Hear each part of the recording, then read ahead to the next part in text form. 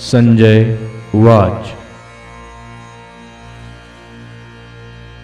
एवमुक्त्वा ऋषिकेशं गुडाकेशः परन्तप न योत्स इति गोविंद मुक्त्वा तृष्णीं बभूवः। संजय ने कहा, इस प्रकार कहने के बाद शत्रुओं का दमन करने वाला अर्जुन कृष्ण से बोला, हे गोविंद, मैं युद्ध नहीं करूंगा, और चुप हो गया। तात्पर्य, धृतराष्ट्र को यह जानकर परम प्रसन्नता हुई होगी कि अर्जुन युद्ध न करके युद्ध भूमि छोड़कर भिक्षाटन करने जा रहा है, किंतु संजय ने उसे पुनः यह कहकर निराश कर दिया कि अर्जुन अपने शत्रुओं को मारने में सक्षम है। यद्यपि कुछ समय के लिए अर्जुन अपने पारिवारिक स्नेह के प्रति मिथ्या शोक से अभिभूत था, किंतु उसने शिष्य रूप में अपने गुरु श्री कृष्ण की शरण ग्रहण की थी।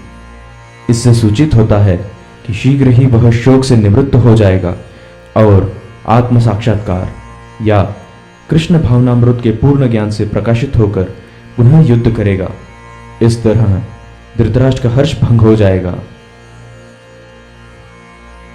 तमुवाच ऋषिकेशः प्रहसन्निव भारत सेनयोरुभयोर्मध्ये विषिदन्तमिदं वचः। हे भारतवंशी धृतराष्ट्र, उस समय दोनों सेनाओं के मध्य शोकमग्न अर्जुन से कृष्ण ने मानो हंसते हुए ये शब्द कहे। तात्पर्य, दोनों घनिष्ठ मित्रों अर्थात ऋषिकेश तथा गुडाकेश के मध्य वार्ता चल रही थी। मित्र के रूप में दोनों का पद समान था, किंतु इनमें से एक स्वेच्छा से दूसरे का शिष्य बन गया। कृष्ण हंस रहे थे क्योंकि उनका मित्र अब उनका शिष्य बन गया था। सबों के स्वामी होने के कारण वे सदैव श्रेष्ठ पद पर रहते हैं, तो भी भगवान अपने भक्त के लिए सखा, पुत्र या प्रेमी बनना स्वीकार करते हैं।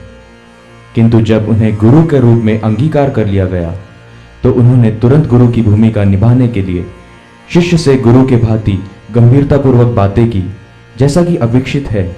ऐसा प्रतीत होता है कि गुरु तथा शिष्य की यह वार्ता दोनों सेनाओं की उपस्थिति में हुई, जिससे सारे लोग लाभान्वित हुए।